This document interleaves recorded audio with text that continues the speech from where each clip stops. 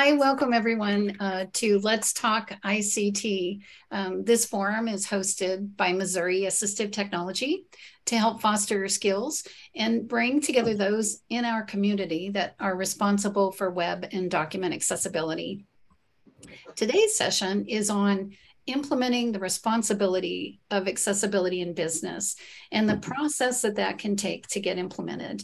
The way we're going to talk about that is through our panel's examples of what they've been doing. And so you'll learn it could involve training, it could involve policy creation, joint projects, different roles or tasks that could be created. You'll hear those examples. And that's going to come from our Missouri-based panel on this topic. So that's the first half. The second half will be open to your questions. And if you would like to share what you are doing in your business or your state along this line. So let's welcome our panel. I'd like to start by introducing our first panelist, Claudia. Claudia Browner is the Executive Director of the Missouri Governor's Council on Disability. Her background is in business administration, and she's been with the state of Missouri for many years. She started working at the Governor's Council on Disability in 2005 and has been serving as the director since 2018. The Governor's Council on Disability makes it a priority to make the agency web content accessible, programs and information all accessible to users. So we're excited to have Claudia join, and I'll turn it over to you, Claudia. Good morning, everybody. I'm excited to be here to talk about accessibility of web content, documents, programs, etc. that has been a priority for our agency for many years, since we work directly with the disability population and serve individuals with disabilities. And so it's been on our radar for a long time. Obviously, it's a learning process. We have hopefully improved over the years in how we deliver content and how accessibility is provided to everybody. And so I'm excited to engage in this conversation today to talk a little bit more about what we have done and what we're planning on doing in the future.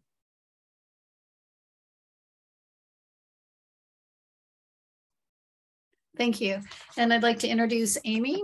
Amy Nichols is currently serving as the archivist at the Missouri State Archives. One of her goals is to make access to Missouri's historical records more accessible to differently abled citizens.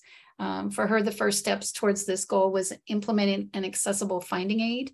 And then the second was an accessibility workshop targeted at museums and archives. Now, previously, Amy worked as an adult services librarian at the State Wolfner's Talking Book and Braille Library. And there she worked on the website to make it accessible and created short bites of training on on assistive technology. And got a lot hands-on on how to help individuals troubleshoot the assistive technology that their agency provided. So Amy, I'll turn it over to you.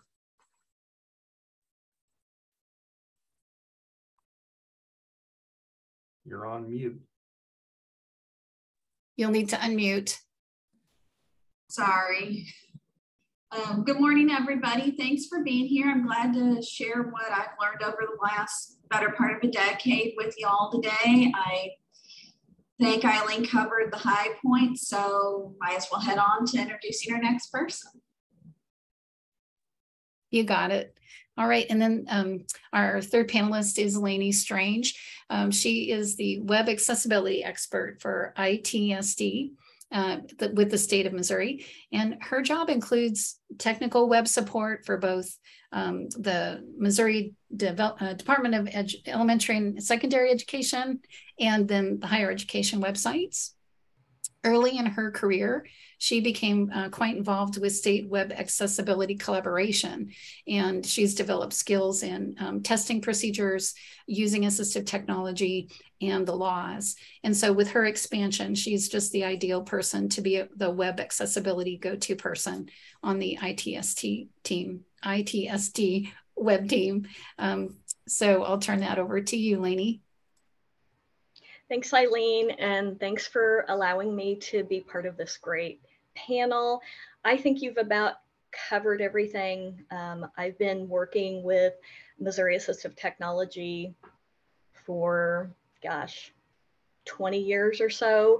And we basically kind of started out, we had a group called Digital Media Developers over 20 years ago. And that's kind of where things kicked off. And then I got the opportunity to work with a screen reader and build those skills. And basically my job just kind of evolved from there and ended up becoming kind of the go-to person. So I've really enjoyed my work and its impact and all the people that I've met along the way. So thanks for this opportunity. You're welcome. We're happy to have you. And then our fourth panelist is Kevin Lanahan. He's a web developer, but he's also the web accessibility expert for the Missouri Department of Conservation. And he's also a go-to person for a lot of similar things that Lainey was describing. But Kevin is also known for his enjoyable training in digital accessibility. He's presented at numerous Power Up conferences for us at Missouri Assistive Technology, and has been a frequent trainer on Let's Talk ICT. So turn it over to you, Kevin. Okay. Well, Lainey and I have worked together for a couple of decades now. You know, I got started in web development when I was working for the Missouri Department of Insurance, and they said, "Hey, you're good at computers, build a website." And it's like, okay, how? And latched on to HTML standards, and then WCAG 508 standards after that. And that's just become a really important, well, I mean, it's the law, we have to do it, but it's just been a career-long death slog into getting accessibility accepted. We've always had buy-in on web accessibility, but PDFs, not so much. About 10 years ago, we had some training with Bevi Chagnon at PubCom. She has online training that will teach people how to make their Word documents, InDesign documents, and PDFs accessible. That flipped the switch for our department, and we're still working on PDF accessibility and web accessibility, but really getting the entire department thinking that way, that if they want it online, it needs to be accessible. And it's got to the point now that our publication staff has taken over some training for other content creators in our department. So, you know, it's only taken 20 years, but yeah, we're getting there. It's a You're getting there. Yeah. Kevin, we've got some feedback. Can you speak up just a little bit louder? Yeah, I can try. I don't have my headphones available, and so the microphone may be a little off. Okay, is that better? Thank you. That's louder and clear. Okay. And that's about it. It's, you know, it's just a never-ending struggle to get people to be aware. Yes, thank you. And so we have a wide range of skills with our panelists, everywhere from overseeing several different areas to specific things on the website. So it'll be interesting to hear the different perspectives today. Let's start. I'm going to ask our four panelists if they feel comfortable responding to some of these questions we'll go through. The first area we want to talk about is actually getting started on implementing accessibility. So could you guys think about and share with us, if you have examples, when looking at ICT, web accessibility, document accessibility, what projects did your agency start with? And talk a little bit about those projects and the process to implement it. I'll be happy to start on that. The Department of Conservation has always had a strong publishing presence, print publishing presence, with a magazine that goes back for 80 years and countless books and brochures and calendars, whatever. I mean, we have a very active pub staff. And when the web started, a lot of our content came straight from these documents, which were done eventually, you know, in Quark and then in InDesign. But before that, you know, it was all film, you know, literally cutting and pasting to make documents.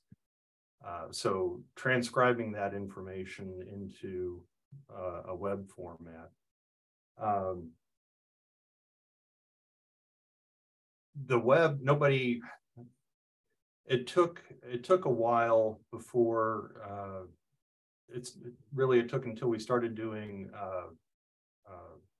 school curriculums for kids before I could get administrative buy-in on making our documents accessible. We have these wonderful curriculum for pre-K through high school, but they weren't accessible because our designers didn't know how to do that.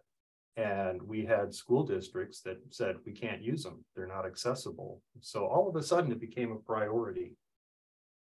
And that took 12 years before it was a priority. After that, once we got our designers trained, it's really taken off. And now we're down to the point of trying to get the folks in our various departments who do annual reports and other large publications to build accessibly. But it really, you have to have management buy-in. And if you haven't convinced management, it's not going to happen. And Kevin, can I ask you along that line, when you mentioned key management, who would be the key roles? What would be the key roles to consider? You mean who to get acceptance from? Yeah, start with your division director or governor. but yep. They're sometimes kind of hard to get to. So you know, first starting with your you know, your whoever's managing your website, making sure your developers are aware of accessibility. And then as you start getting reports, you know, PDFs or you know, other kind of large scale formatted reports, making sure people start understanding how to use Word, how to use InDesign effectively.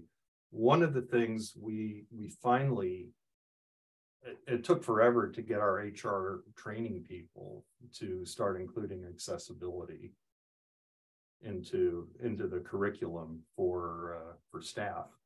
But that is an excellent way, you know, if you've got an in with HR to plug into either some of the Missouri ICT presentations. Lainey has done some of those. I've done some of those, and get folks to understand why it's important, and that, by the way, it's the law. You have to do it. Thank you, Kevin. Would another panelist like to join in on that question? I would like. Yes. Oh, go ahead. No, Lainey, go ahead. We all have fun and exciting things to share. Thanks, Claudia. I would say I support Office of Administration, but I do a lot of support just enterprise-wide across the agencies. And one of the projects that seems to be helping the most to get the word out is 4 years ago, we, in cooperation with Missouri Assistive Technology, implemented an enterprise tool called SiteImprove, and it currently has about 60 plus sites in it. And that tool is constantly checking sites for accessibility. And not only that, we're able to give all the agencies access to those reports.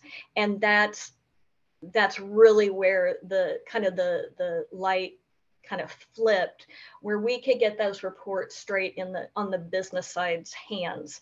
Obviously, in IT, we use those reports equally as much, but it really, explained that it's a shared responsibility and that it's not just the technical staff, it's everybody's responsibility for accessibility. And we've had really good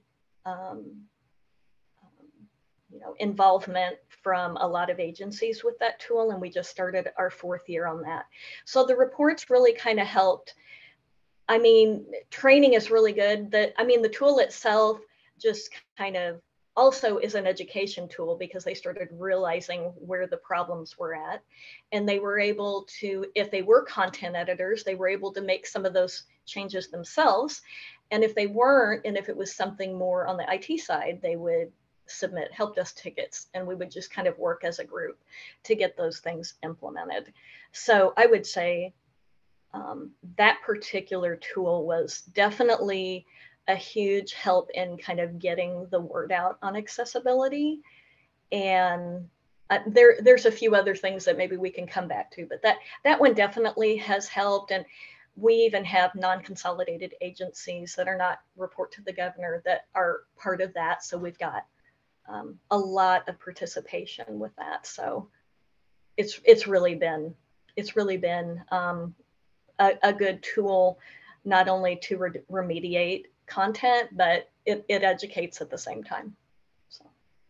Thank you, Lainey. And we had a request in the chat. Could you pull up a link for Cite Improve in general to share in the chat? Oh, and there it is. And it is, Thanks, and Kevin. it is and you do have to subscribe to it. I mean, just as a side note, they do have freebie tools like browser plugins and things like that, but it is a subscription-based service that will monitor your sites.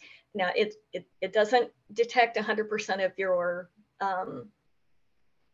your errors, but it's going to capture 30 to 50%. And then it does have a module that can monitor PDF documents as well. And as Kevin mentioned, that's a huge area that we're still kind of lagging in. And one of our goals is to kind of focus on PDF accessibility and then kind of in the next subscription year and get people thinking a lot more about their PDF accessibility as well. But it is there's a lot of cool plugins, but they do also provide a free plugin. So thank you. All right, next I'd like to call on Claudia, and then after that, Amy.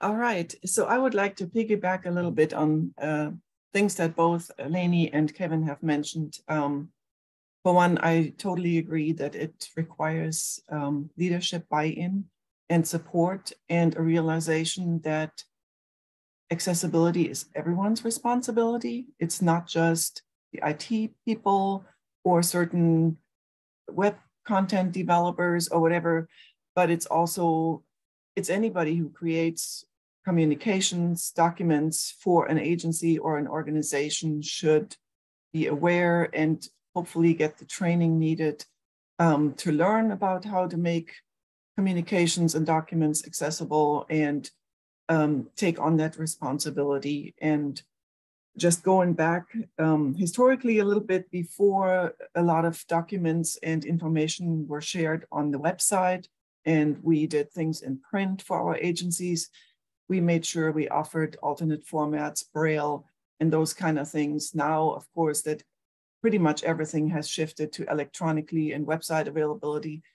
We have made sure that we check our electronic documents for accessibility. We have worked very closely with Lainey Strange and the entire IT department on creating a new website. Actually, that's been a constant process over the year. We just most recently, earlier this year, updated our website again to make it more user-friendly. And also, we reach out to the disability community and get their feedback directly. So if we create new content, such as we have several videos, instructional videos on our website, and we've solicited the feedback from the disability community.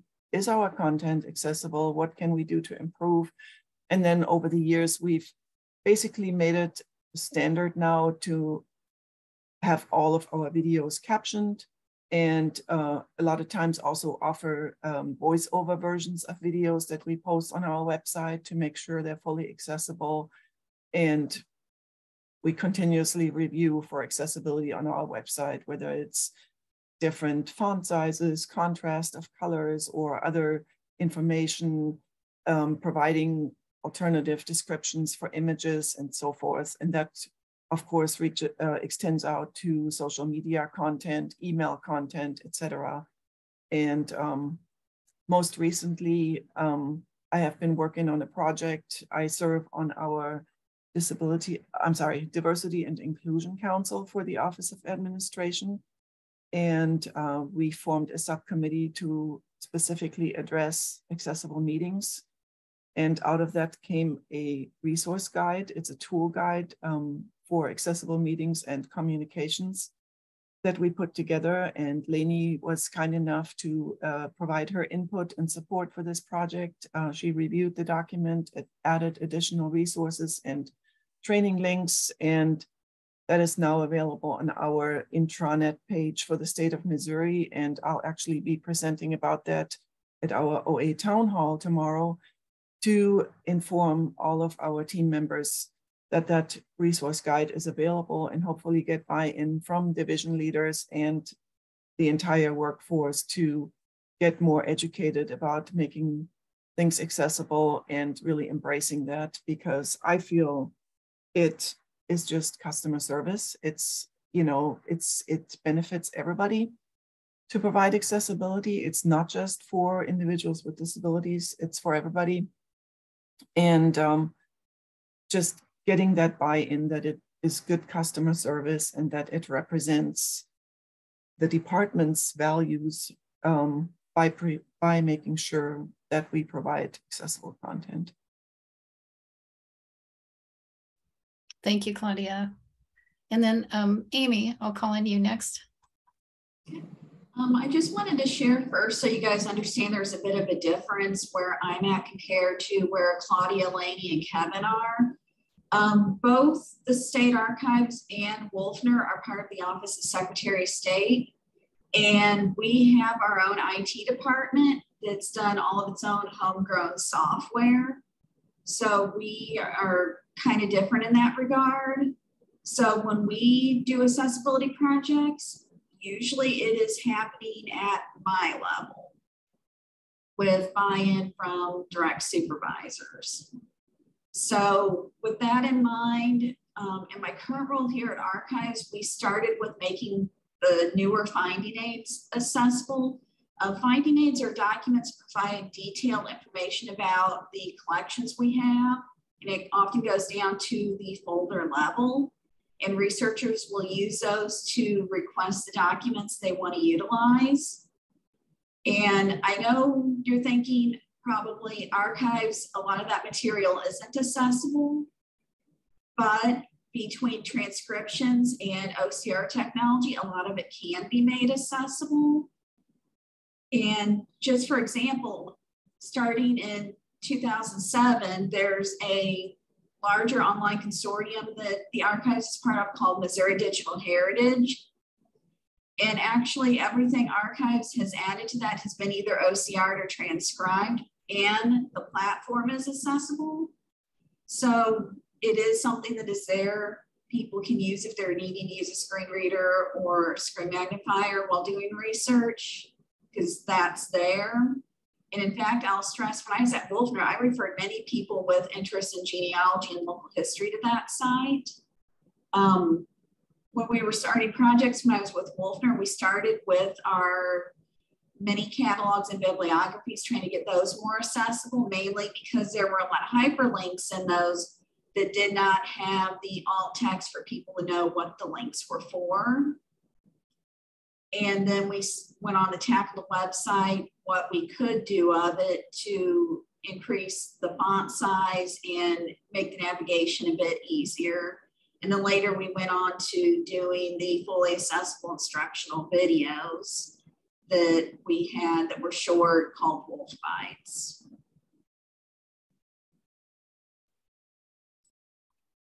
Great, thank you.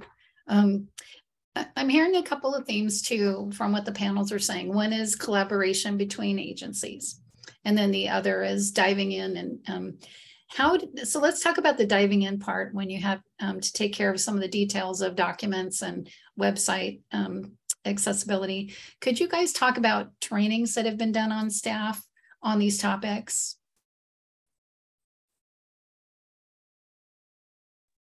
And let's all, if it's okay with you, I'll just call in Kevin to start. Okay.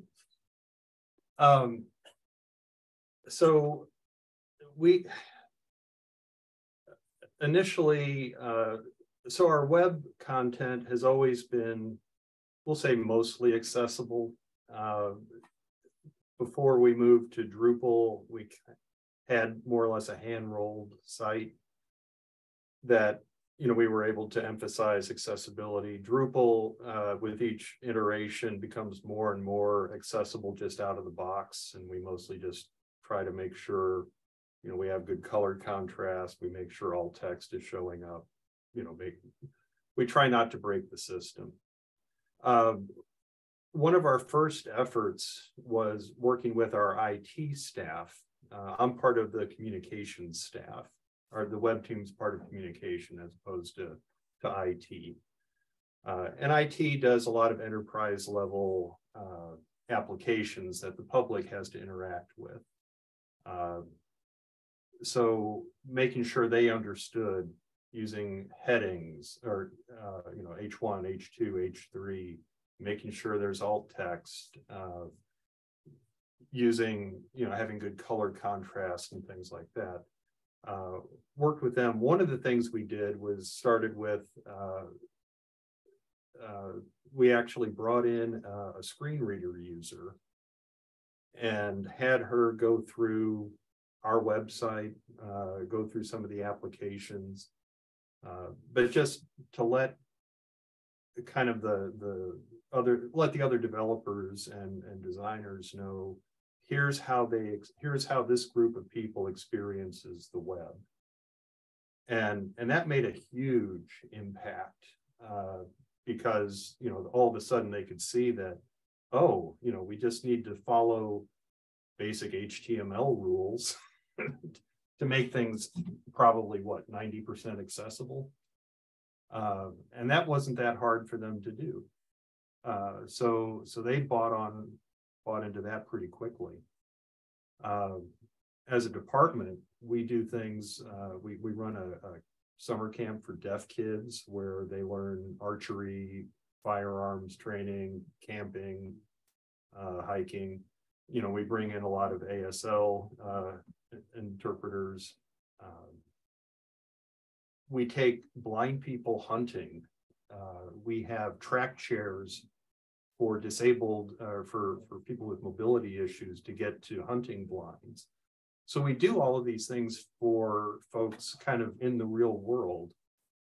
It wasn't that hard to transfer that notion to the digital world. But, you know, you have to find that piece, you know, what kind of helps it fit in. And I got off the topic on that. Let's go back to the original question. Oh, sure. Yeah, no problem. We were looking at any staff training that was implemented. Yep. So with the, you know, we started with some kind of in-house things like that. And then we found PubCom, which is an outfit out in the DC area, does a lot of federal accessibility training. And we plugged our designers and editors. We got them into that training. And it changed the way they looked at their publications, at how they built publications. So from that point on, everything that we've got from them is pretty much ready to go on the web. You know, they've really taken that to heart. And now we're working on training folks like our scientists and researchers who are doing annual reports and getting them to basically learn how to use Word properly. Because if you can get them started using Word, which they all use, and using headings and alt text and things, everything becomes easier after that. Thank you, Kevin. Lainey?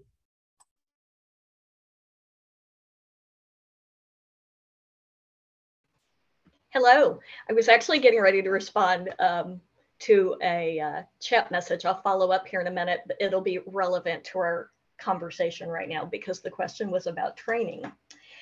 So when it comes to training, I've, you know, for OA and other agencies, I've kind of delivered it in a lot of different ways. You know, as just to mention real quickly, Mo Learning, our Mo Learning LinkedIn platform has, in the last year or two, has gotten some really strong accessibility trainings. There was a point I was going to just create my own homegrown like training module and see about posting it on LinkedIn. And then there's a couple of them, and I'll drop them in the chat, that really were pushing for people. There's a web accessibility 101 course in there that's excellent to just get that, you know, empathy and understanding, and then gets a little bit into the basics of just web page accessibility. There's also an excellent document accessibility course on there too, that goes over kind of like all the Microsoft courses, as well as InDesign, which was mentioned in a comment, because, you know, we've been talking a lot about document accessibility. You have to make your source document accessible. That's where you start. So there are times that you will need to remediate in the PDF document for something a little more advanced, etc. But the bulk of your work can be done in an accessible source document. So with that, we definitely have a couple of courses in LinkedIn Learning that we've been trying to push in different avenues, which are linked into that guide that Claudia was talking about. I kind of do a lot of just as requested. I actually just went to Moberly a couple of weeks ago, and they were having their DNR was having their yearly, you know, all staff training. And so I went down there and did a word accessibility training. So I pretty much do them as requested. I met with some DSS content editors talking about word accessibility. So I've done a lot of ad hoc as needed.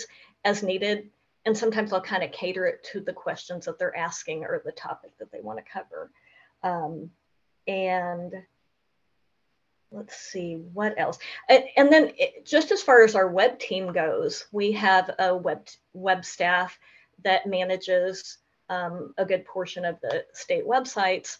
And as we onboard new people, I go in and meet with them. Like we just had a new person start last week, and I met with them for about an hour and a half, just starting with the empathy part, the understanding part, and then moving into some of the details and then referring them to LinkedIn Learning. I've done trainings addressed to our app dev staff, and trying to think. Oh, I did recently record, and I have it, I put it in the chat. We have an intranet site called intranetstay.mo/mo-accessibility. And I recorded about an hour training this summer that just steps through a testing process, showing keyboard testing,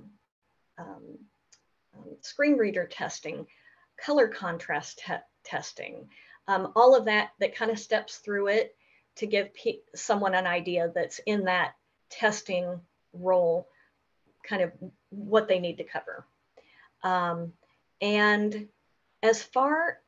another thing I wanted to mention too that has been a huge push over the years is we've had a few blind developers on staff in different, groups. And that has been huge in opening people's eyes because,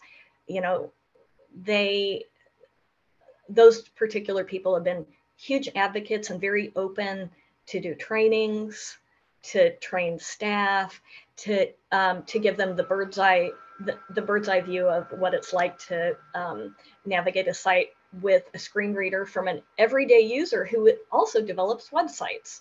So we've had a lot of education opportunities with people that are in those roles that have to, not only are they developing sites, but they're also, taking that opportunity to advocate and outreach and, help me and I get the word out. And it really has become a true team effort. I've worked with Kevin on a lot of things. I've done some trainings through this ICT group, the trainings, as well as Power Up, which is another great training opportunity. I've also had some opportunities to train. They have Accessibility Summit that's, I think it kind of originated in kind of like the higher ed realm around the state, and they've hosted it in different spots. And now it's gone virtual, but they hosted it down at Springfield over the years and different things like that. So those are kind of the, the different training things that we've implemented, as well as doing some recordings and then just utilizing resources that we already have available that they can just access through the Mo Learning platform.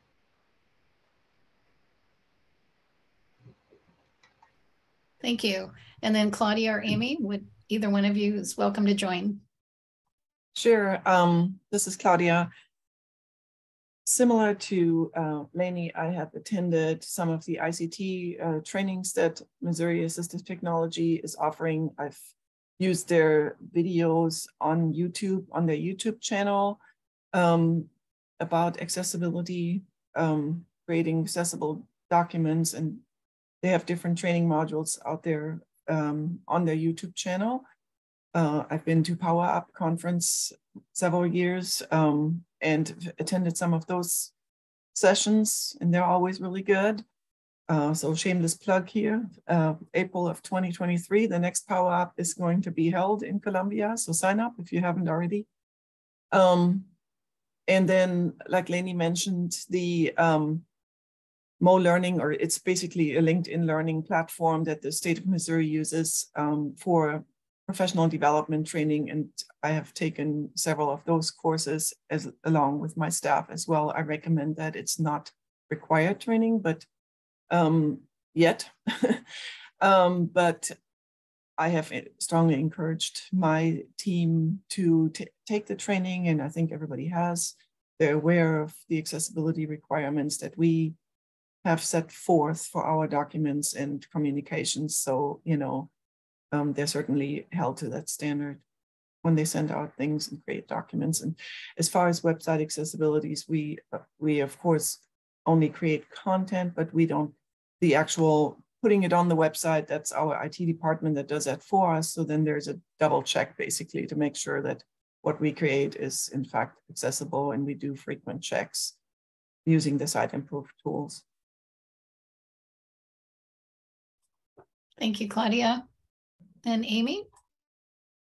I want to start by saying that since it's been mentioned, of course, the ICT webinars and then Power Up are two really great sources for training that I've taken advantage of both. And plug to a specific individual here, thanks to Kevin, that's how I know most of how to remediate PDFs. So thank you for that. Looking at what we do here, I'm going to kind of do this twofold. there were several times I did trainings at Wolfner for the other staff that included some one-on-ones when it dealt with things such as doing alt links in Word and things like that. And then we did a group demonstration of the assistive technologies that are available on the mobile devices such as iPads and the Android tablets. But most of the trainings I've done, both at Wolfner and at Archives, have actually been to outside organizations. So for example, I did workshops on assistive technology for libraries and assistive technology for archives, which I'll come back to in a minute. How to do accessible online programming, because we did a lot of that at Wolfner. I also did one on how to create accessible book club kits. That was something we created when I was at Wolfner. And then very frequently there were things like technology petting zoos that would be held at different library fairs across the state, some which were meant for library staff, such as Missouri Library Association Conference, and some of which were meant for patrons, where we would go and be able to do a technology petting zoo, be able to demo things like VoiceOver, TalkBack, and Bard Mobile. Kind of circling back to the 2 assistive technology workshops I've done, those focused on things that libraries and archives would actually use. So word accessibility, being able to check contrast, web content standards for accessibility, how to make social media accessible, how to make programming done in those organizations accessible. The one for archives went one step further and we looked at PDF remediation because that's something that's more done in that field than in libraries. And so both of the workshops that I did on those topics were longer ones, and we're actually looking at the possibility of having some more focused ones on different issues aimed at the archives and museums, because there's a very strong want for that information and not very many avenues to where they're getting that information otherwise. So we're looking in the future, maybe having some that focus specifically on like web accessibility, social media, things like that. So I hope that kind of answers that question. It does, thank you. I'd like to at this time open it up to any participant that would like to ask some questions, whether general or specific to something that you're dealing with, as well as sharing your successes. So feel free to unmute yourself if you would introduce yourself so we know who's speaking. So I'll give you guys a minute to unmute.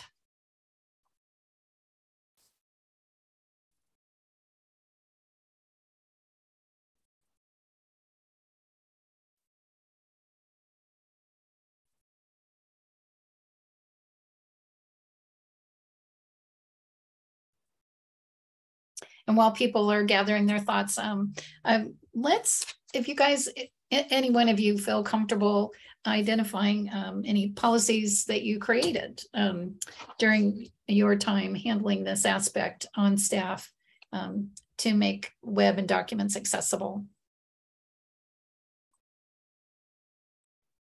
I can jump in again. With going back to the mentioning of the finding aids we have here at the archives, one of the things that I've written up is a set of instructions on how to remediate the older finding aids to make them accessible. And that's actually going to be rolling out here shortly because previously I've kind of done all of the work. So soon other people are going to get that opportunity to learn what to do. Thank you. Any other panelists?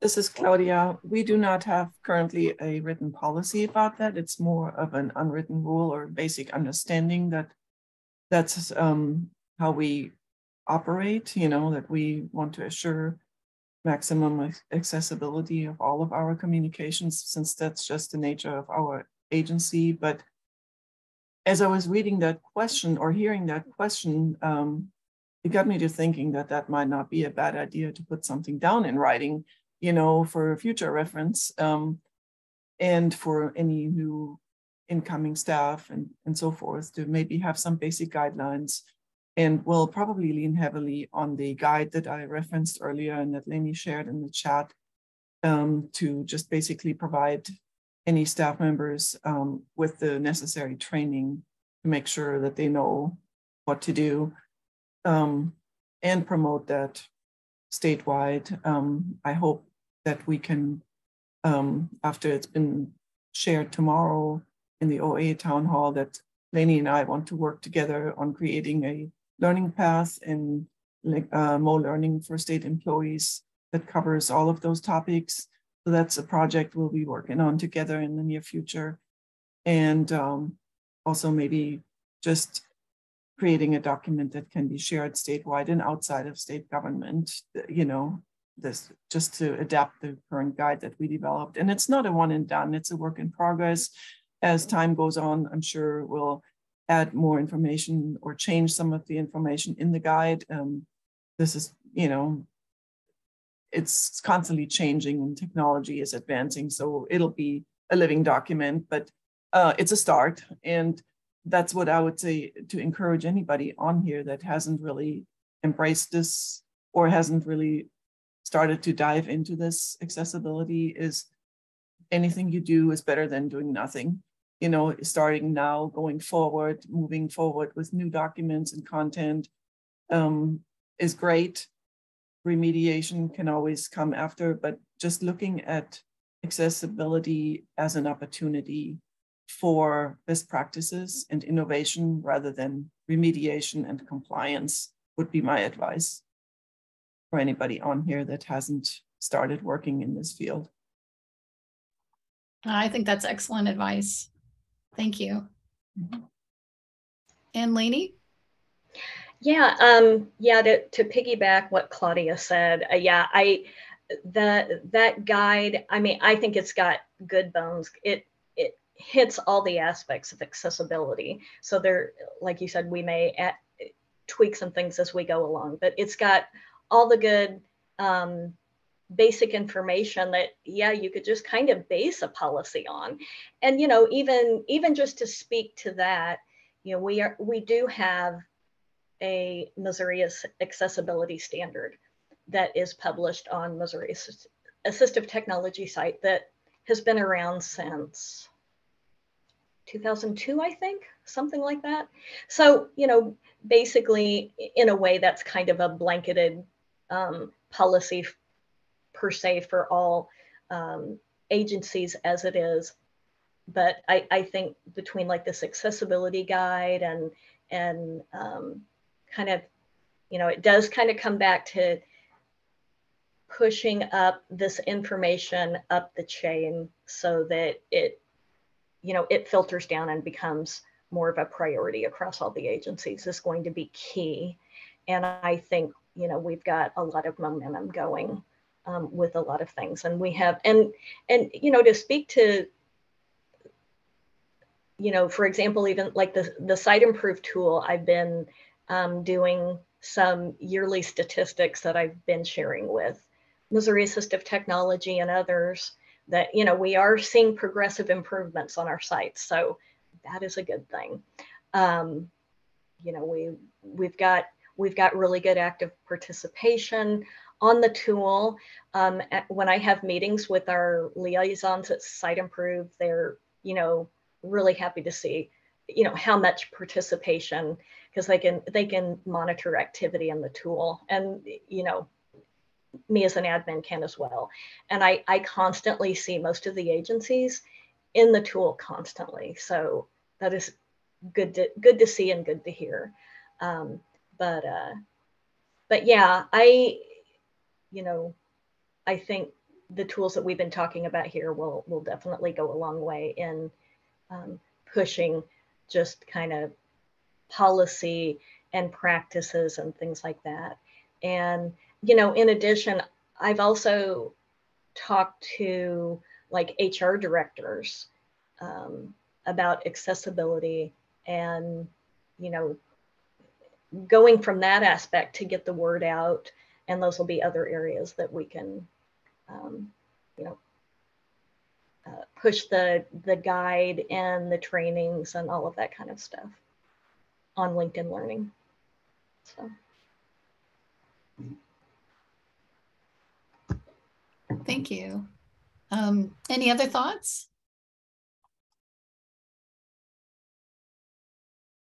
Oh, I've got thoughts.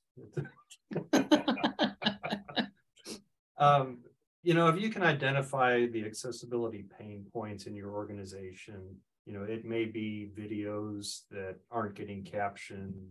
It may be PDFs, because governments love PDFs, that aren't being remediated, or it may be applications that the public is supposed to interact with, but they're not accessible.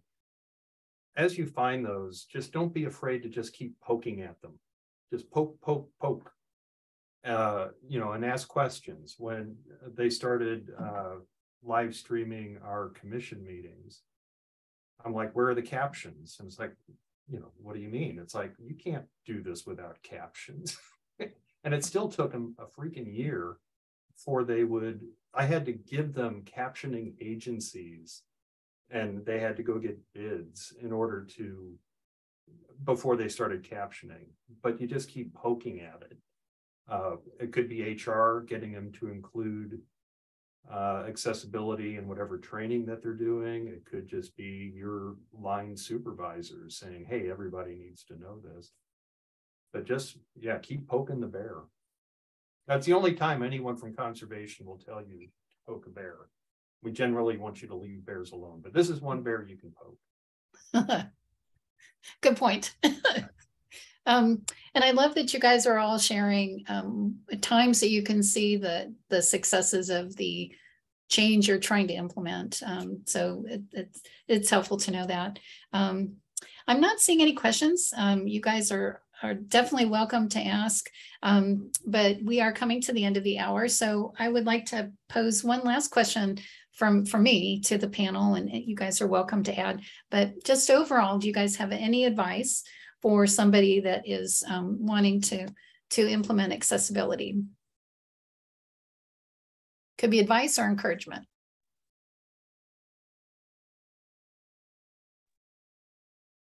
Well, I mean, start with what you're working on now, with your sphere of influence. You know, whether it's, you know, publications, whether it's programming, whatever. You know, start reminding people that, hey, we need to check color contrast. We need to make sure images have alt text.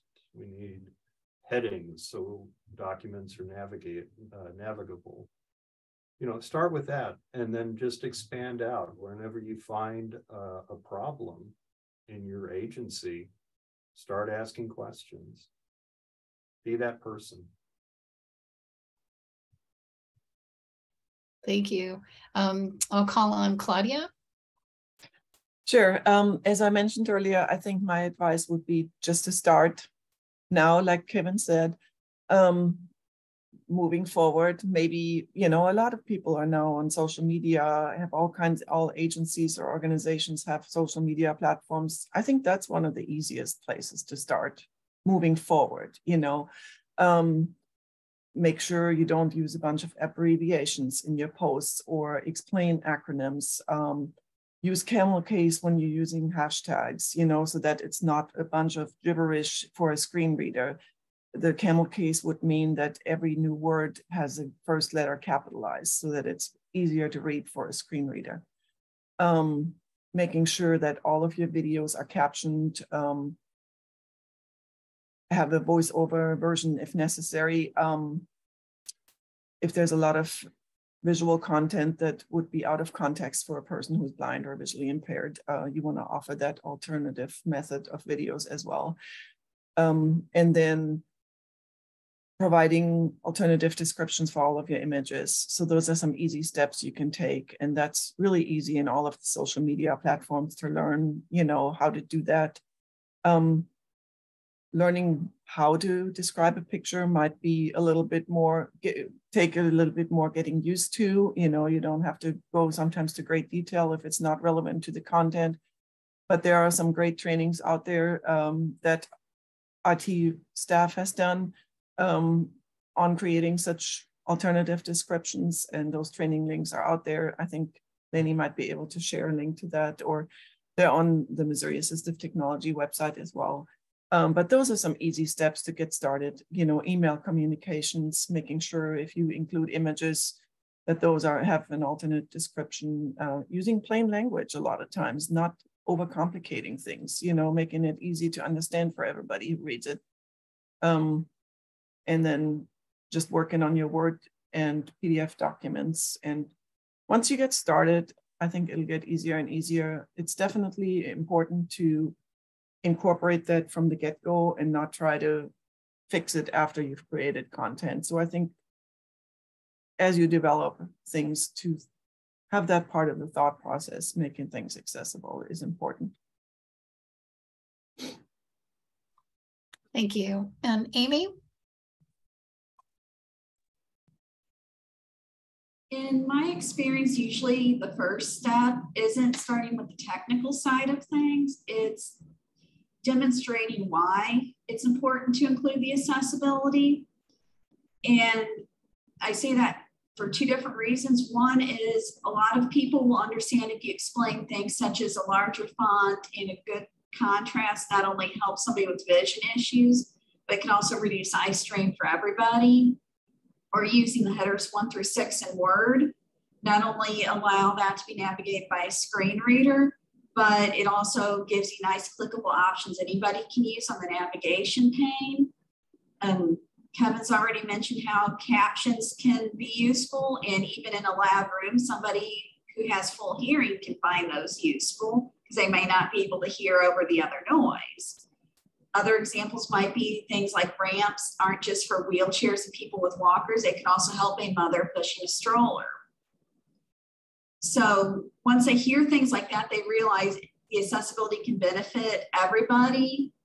And in one example that I'm going to pull from my time at Wolfner, we had a database that was being purchased by the taxpayers. It was billing itself as fully accessible.